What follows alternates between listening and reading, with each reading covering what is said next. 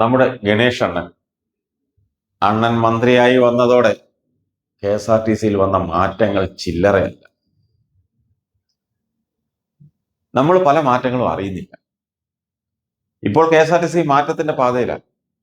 ഡ്രൈവർമാർക്ക് bus ഓടിക്കുമ്പോൾ cricket live കാണാനുള്ള പരിഷ്കാരം വരുന്നുണ്ട്. ഇതൊന്നും നമ്മൾ അറിയാൻ വൈകി. സാധാരണ മുള്ളിയാലും മുക്കിയാലും റീൽസ് ഇട്ട് ഗണേഷ് അണ്ണൻ നമ്മളെയൊക്കെ അറിയിക്കുന്നതാണ്. ഇതിപ്പോ ജീവനക്കാർക്ക് വേണ്ടിയുള്ളതായതുകൊണ്ടായിരിക്കും റീൽസ് ഇടാഞ്ഞത്. കൊച്ചു കള്ളൻ, നമ്മൾ അറിയില്ലെന്ന് വിചാരിച്ചു. ഞാനൊരു വീഡിയോ കാണിക്കാം.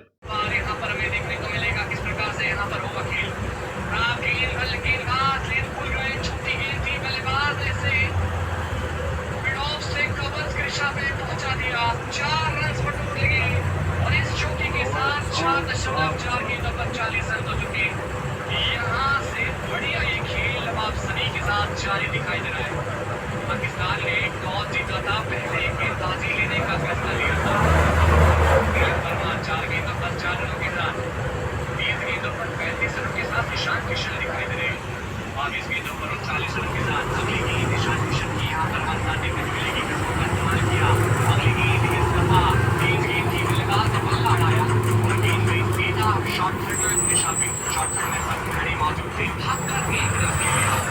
अच्छी रनिंग की नबी थी बैट्समैन एक्सलेंट और रवि यहाँ पर देखने को मिली। पाकिस्तान के बीच ये मुकाबले की बात करें तो ये यहाँ पर वरसात जो कि 24वां मुकाबला दिखाई दे रहा है। ये विश्व कप का 24वां मुकाबला इस बार आपसी का इशू लगातार देखने को मिला था ईशान किशन की तरफ।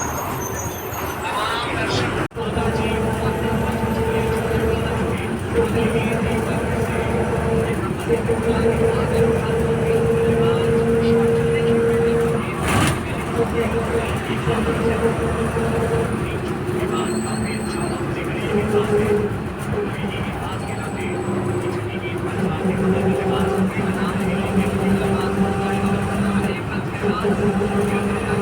കഴിഞ്ഞ ഞായറാഴ്ച ഇന്ത്യ പാകിസ്ഥാൻ ക്രിക്കറ്റ് നടന്നത് ബസ് ഓടിക്കുമ്പോൾ ഡ്രൈവർ മൊബൈലിൽ ലൈവായി കാണുന്ന ദൃശ്യങ്ങളാണ് പ്രേക്ഷകർ കണ്ടത്.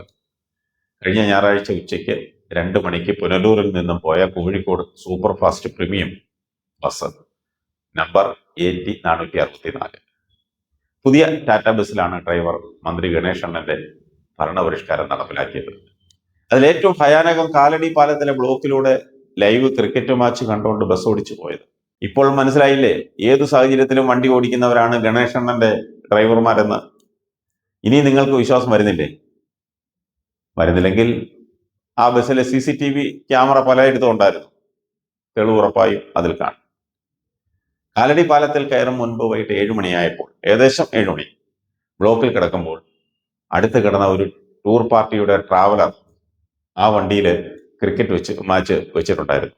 നമ്മുടെ ബസ്സിലെ ഡ്രൈവർ അത് കണ്ടപ്പോൾ ട്രാവലിൽ വന്നവരോട് ആർക്കാ ബാറ്റിംഗ് എന്ന് ചോദിച്ചു. അത് ഉറക്കെ വിളിച്ചു ചോദിച്ചു. കാരണം അപ്പുറത്തും ആ ബസ് കിടക്കുകയല്ലേ.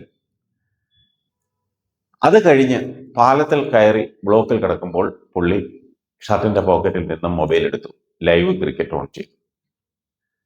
ഫോൺ ഇൻസ്ട്രുമെന്റ് ക്ലസ്റ്ററിലേക്ക് വെച്ച് വണ്ടി ഓടിച്ചു.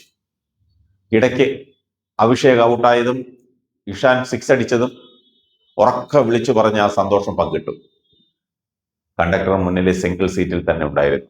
പുള്ളി ഒന്നും പറഞ്ഞില്ലെന്ന് മാത്രമല്ല കണ്ടില്ലെന്ന് നടിക്കുകയും ചെയ്തു. ഇയാളുടെ റാഷ് ഡ്രൈവിംഗ് യാത്രക്കാരെ പേടിപ്പെടുത്തുന്നതായിരുന്നു. ഇത് കണ്ട ബസ്സിലെ ഒരു യാത്രക്കാരൻ അങ്കമാലിയിൽ ഇറങ്ങി സ്റ്റേഷൻ മാസ്റ്റർ ഓഫീസിൽ ചെന്ന് വിവരം പറഞ്ഞു. സ്റ്റേഷൻ മാസ്റ്ററെ കൂടാതെ സെക്യൂരിറ്റിയും 2 ജീവനക്കാരും ഉണ്ടായിരുന്നു. അതിലൊരാൾ വനിതാ ജീവനക്കാരിയായിരുന്നു. യാത്രക്കാരന്റെ പരാതി കേട്ട സ്റ്റേഷൻ മാസ്റ്റർ വണ്ടിയുടെ നമ്പർ ചോദിച്ച് എഴുതിയെടുത്തതല്ലാതെ മറ്റൊന്നും ചോദിച്ചതുമില്ല, നടപടി ശുപാർശ ചെയ്തതുമില്ല. ഇവരെയൊക്കെയാണ് KSRTCയെ നന്നാക്കാൻ എത്തിയിരിക്കുന്നത്. യാത്രക്കാർ വല്ലതും മിണ്ടിയാൽ അവരെ കയ്യേറ്റം ചെയ്യുന്ന ജീവനക്കാരായതുകൊണ്ട് ജീവനിൽ ഭയന്ന് യാത്രക്കാർ പരാതിപ്പെടാറില്ല. അതെങ്ങനെ? മന്ത്രിയുടെ നാട്ടുകാരനായിരിക്കും ഡ്രൈവർ. അപ്പോൾ എന്ത് അപകടം ഉണ്ടാക്കിയാലും മന്ത്രി സംരക്ഷിച്ചോളുമല്ലോ. ഇതാണ് നമ്മുടെ KSRTCയും നമ്മുടെ മന്ത്രിയും.